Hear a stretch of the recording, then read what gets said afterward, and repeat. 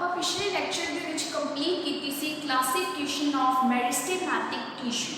ਤਾਂ ਆਪਾਂ ਕਲਾਸੀਫਿਕੇਸ਼ਨ ਤਿੰਨ ਤਰ੍ਹਾਂ ਦੀ ਕੀਤੀ ਸੀ, ਜਿਹਦੇ ਚ ਆਪਣੇ ਕੋਲ ਸੈਕੰਡ ਕਲਾਸੀਫਿਕੇਸ਼ਨ ਸੀ on the basis of position, ਜਿਹਦੇ ਚ ਸਾਡੇ ਕੋਲ ਮੈਰਿਸਟੈਮ ਸੀ apical meristem, intercalary meristem and lateral meristem. Apical meristem में भी फर्दर दो टाइप्स में कहिया सी, that is shoot apical meristem and root apical meristem. तो आप उतो ही फर्दर इन कंटिन्यू करांगे आज। तो shoot apical meristem which one is present at the tip of stem, root apical meristem which one is present at the tip of root. But जी tip of stem ते shoot apical meristem बनदी आ, that is originated from the plumule of embryo. केड़े part तो बनी embryo दे? Plumule. ठीक है, सानू पता है कि एम्ब्रियो दे विच दो हिस्से हुंदे, one is plumule and second is radical. Radical दा काम हुंदा है रूट सिस्टम बनाना और प्लम्यूल दा काम हुंदा है शूट सिस्टम बनाना। तो जेडी शूट एपिकल मेरिस्टेम है वो भी प्लम्यूल तो ही बनदी है। ठीक है जी। नाउ शूट एपिकल मेरिस्टेम जो कि टिप के ऊपर एक डूम शेप स्ट्रक्चर बनाती है। डूम मतलब कोनिकल।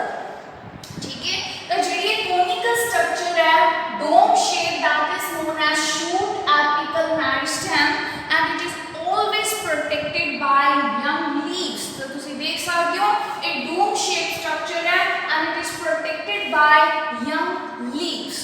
हुन उन्ना ही यंग लीव्स दी जे असि एक्सल दी गल करिए, मतलब पत्ते दे बिल्कुल पैर दे विच, this is the axial portion. तो इस एक्सियल पोर्शन दे विच जेड़ा शूट एपिकल मेरिस्टेम है इट इज इनएक्टिव। ठीक है, you can see inactive shoot apical meristem in the axil of young leaf. तो जेड़ा ये इनएक्टिव पोर्शन है that is known as axillary bud. ठीक है जी, bud that is present in the axil of leaf, that is known as axillary bud and bud means condensed inactive part। तो जेड़ा condensed inactive shoot apical meristem है पत्ते दी axil they which that is known as axillary bud। ना बच्चे further जेड़ी shoot apical meristem दी structure है वो explain कीती सी सैचुरेट ने, उन्हें दिती सी सानू tunica corpus theory। नाउ उन्हें की कहा कि जी शूट एपिकल मेरिस्टेम है ये दो तरह की लेयर्स तो बनती है, एक लेयर्स ट्यूनिका और दूसरी कॉर्पस। तो जी आउटर मोस्ट लेयर्स होंगे ने outermost those are known as tunica और जी अंदर दी लेयर्स होंगे ने दोज आर कॉर्पस। तो सब तो पहला सी आउटर मोस्ट लेयर्स की गल करांगे tunica which consist of small cells, छोटे सेल्स ने। You can see this outermost layer is known as tunica, ਜਿਹਦੇ ਵਿੱਚ small cells ਨੇ and they will undergo anticlinal divisions। Now what is anticlinal division? Anticlinal division ਦਾ ਮਤਲਬ ਹੈ division at the right angle to the surface। ਜਦੋਂ surface ਦੀ right angle ਦੇ ਉੱਪਰ division ਹੁੰਦੀ ਆ that is known as anticlinal division। ਤਾਂ एंटीक्लाइनल division करके ਜਿਹੜੀ ट्यूनिका लेयर ਦੇ ਸੈਲ ਸੀ ਉਹਨਾਂ ਨੇ ਕੀ ਬਣਾਇਆ? Protoderm, initial skin, outer skin जो आगे जाके की बनाती है? Epidermis. Outer protective layer epidermis बनाना किदा काम सी? प्रोटोडर्म। और प्रोटोडर्म केडी लेयर तो बनता है? Tunica. Now innermost layers these are known as corpus which consist of comparatively larger cells। ਹੁਣ ਜਿਹੜੀਆਂ corpus layers ਨੇ ਇਹਨਾਂ ਦੇ ਵਿੱਚ ਵੱਡੇ ਸੈੱਲ ਨੇ and they can divide in any plane। ਉਹ ਕਿਸੇ ਵੀ plane ਦੇ ਵਿੱਚ divide ਹੋ ਸਕਦੇ ਆ और divide ਹੋ ਕੇ ਕੀ ਬਣਾਉਣਗੇ? ground meristem, procambium। ਤਾਂ ਜਿਹੜੀਆਂ ਅਸੀਂ ਦੋ ਕਰਦੇ ਆ ground meristem ਤੇ procambium meristem ਇਹ ਦੋਨੋਂ ਕਿਹਨੇ ਬਣਾਏ ਆ? corpus layer ਨੇ। ਹੁਣ ground meristem का काम की होगा? ground tissues। Now this portion is ground meristem and this portion is procambium। the procambium का काम की होता है? vascular bundles बनाना। ground meristem का काम की होता है? ground tissues, hypodermis, cortex, endodermis, pericycle, pith. तो ये सारा कुछ कौन बनाता स्टेम के अंदर? Ground meristem.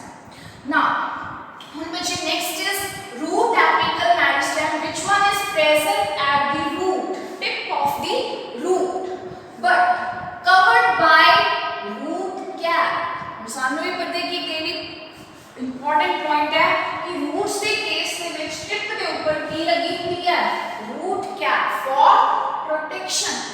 ਤਾਂ ਹੁਣ protection ਲਈ रूट ਦੀ टिप ਦੇ ਉੱਪਰ रूट cap present है ना। बच्चे ਇੱਥੇ ਹੀ मैं इंपॉर्टेंट पॉइंट कवर करूंगी कि ਜਿਹੜੀ रूट ਹੁੰਦੀ ਹੈ ਉਹਦੀ टिप ਦੇ ਉੱਪਰ रूट cap ਹੋਣ ਕਰਕੇ ਇਹਦੇ origin ਨੂੰ ਅਸੀਂ endogenous ਕਹਿੰਦੇ ਹਾਂ।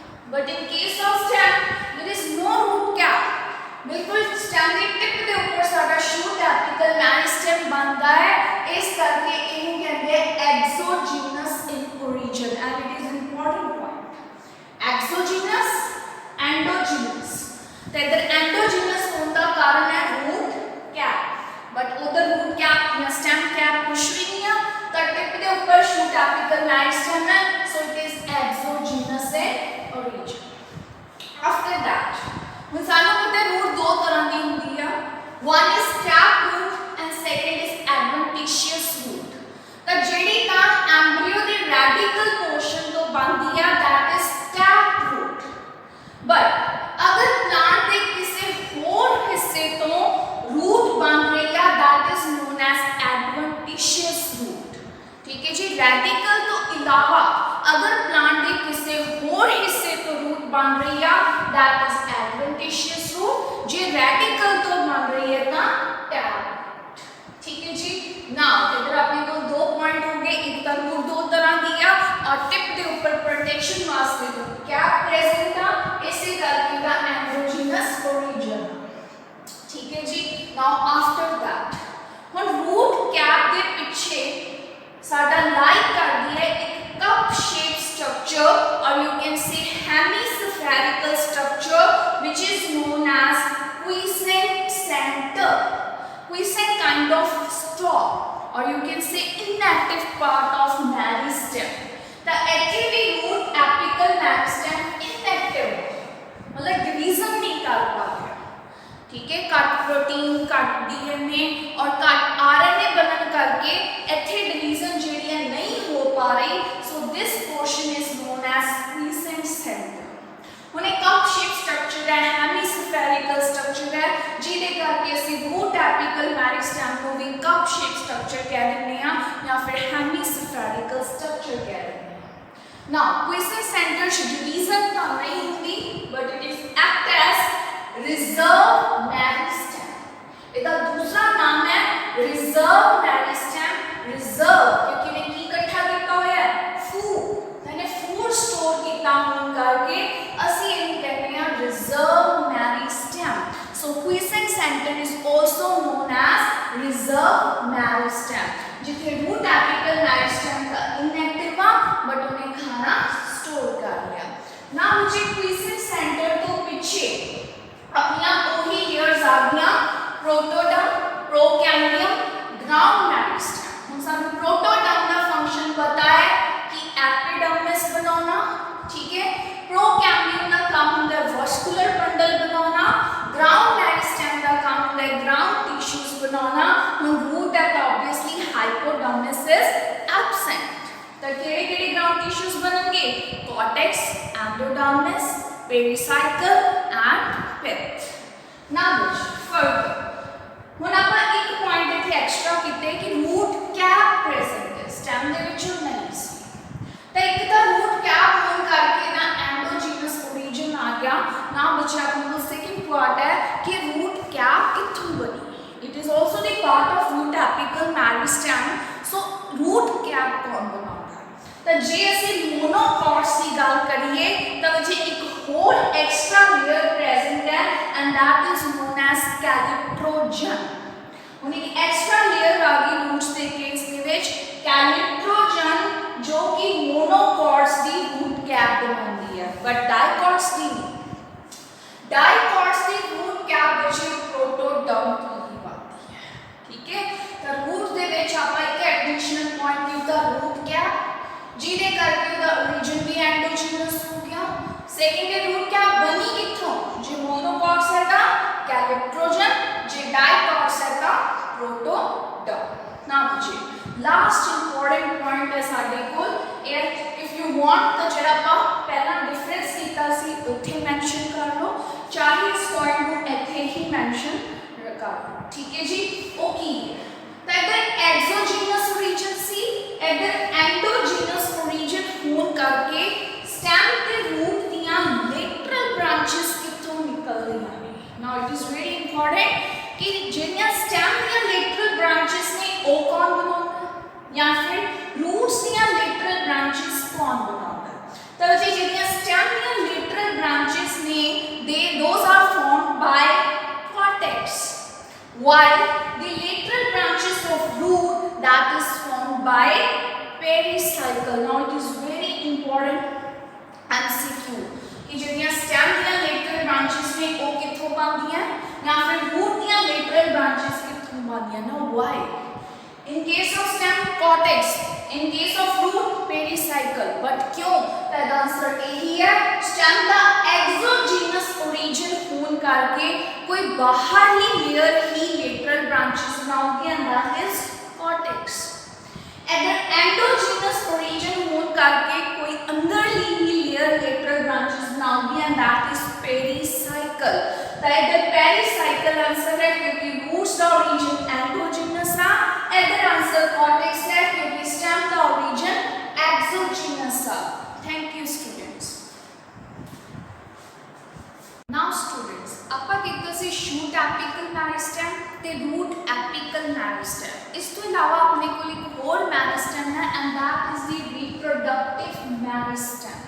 ਨਾ ਮੁਝੇ ਸਾਨੂੰ ਪਤਾ ਹੈ ਕਿ ਪਲਾਂਟ ਦੇ ਲਾਈਫ ਸਾਈਕਲ ਦੇ ਵਿੱਚ ਦੋ ਫੇਜ਼ ਹੁੰਦੇ ਆ, one is vegetative phase ਔਰ ਦੂਸਰਾ ਹੁੰਦਾ reproductive phase।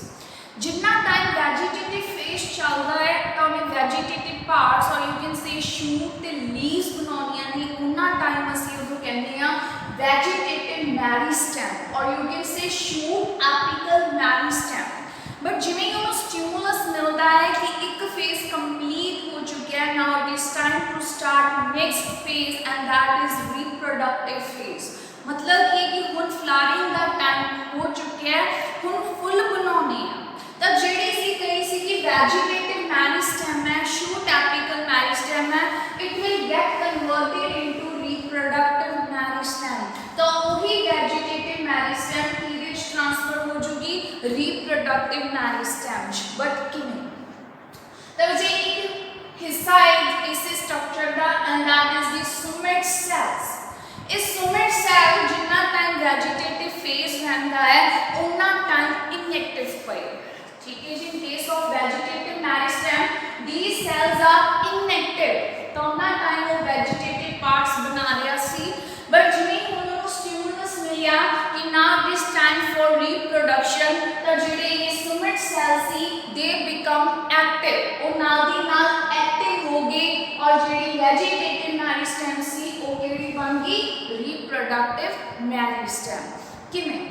ठीक है, तो सोमेट सेल जिवें ही एक्टिव होए नाल दी नाल जेडी डोम शेप स्ट्रक्चर सी, कोनिकल शेप स्ट्रक्चर सी, इट विल बिकम फ्लैट। ठीक है जी, और you can say less conical. No flat होने लगी, लेस कोनिकल होगी और उन्होंने की बनाना शुरू करता फ्लावर और इनफ्लोरेसेंस। जिवें फ्लावर बनाना है तो किसी भी फ्लावर दे विच असि चार whorls करते हैं। Now what is whorl? whorl means पूरी दी पूरी जेडी है। ठीक है, जिवें आउटर मोस्ट लेयर और whorl circle that is known as calyx। After that corolla, corolla तो बाद एंड्रोशियम, एंड्रोशियम तो बाद गाइनोशियम। तो जेडे चार सर्कल्स बनते ने, चार whorls बनते ने, उन्हां नूं असीं कहंदे हां calyx, corolla, एंड्रोशियम, गाइनोशियम। तो जो बनाने का है कि सब तो पहला आउटर मोस्ट लेयर बनूगी, उस तो बाद दूसरी, फिर तीसरी, फिर सब तो अंदर वाली whorl कंप्लीट होगी। सो तुसी की कहना है कि या तो वो बाहर अंदर वालों बनाऊगा या फिर वो नीचे तो ऊपर वालों लेयर्स बनाऊगा, बट बनाने का पैटर्न यही रहेगा कि सब डायनोशियम बनोगे। नाउ जी दीज आर वर्ल्स और इन वर्ल्स के अंदर जेडे मेंबर्स ने that is sepal, petal, stamen, carpel. तो तुसी देख सकते हो सब तो पहला ने बाहरले पासे की बनाए सेपल्स, फिर उस तो बाद की बनाए पेटल्स और पेटल्स तो बाद स्टेमन एंड स्टेमन तो बाद कार्पल। तो ने बाहर लेके अंदर वाली मेंबर्स भी उसी तरह तैयार कीते और यू कैन से वर्ल्स उसी तरह बनाए होंगे।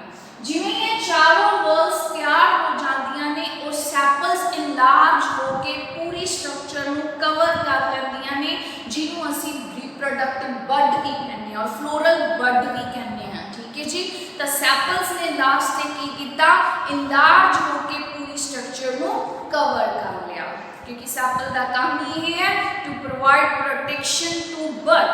ठीक है जी, तो लास्ट ऊपर सैपल कवर कर लूगी। Now what is inflorescence? एक फ्लावर का सानू समझ आंदा है कि जो कि चार वर्ल्स तो बनता है, but what about inflorescence? Inflorescence means arrangement of flowers भी फुल किवें अरेंज होए वे आ that is known as inflorescence. But कुछ इदां दे प्लांट्स ने जिवें कि example check in case of sunflower, हुण जे आपां इक्को सनफ्लावर लईए तां ਉਹ ਇੱਕ फुल नहीं हुंदा, ਉਹਦੇ अंदर बहुत सारे फुल अरेंज होए वे हुंदे ने और इदां दे स्पेसिफिक अरेंजमेंट ਨੂੰ ਅਸੀਂ ਫਿਰ इनफ्लोरेसेंस कहने आ। जिवें कि इन case of sunflower such kind of inflorescence is known as capitulum. ਉਹਨੂੰ ਅਸੀਂ कैपिचुलम कहने आ कि बहुत सारे फुल अरेंज होए वे आ। तो इन केस ऑफ सनफ्लावर पूरी की पूरी इनफ्लोरेसेंस ही बनती आ, बट इन केस ऑफ जिवें कि चाइना रोज कह लिए, रोज कह लिए, उन्हां दे केस दे विच कल्ला फ्लावर बनदा है इन्हां चार वर्ल्स तो। Thank you student.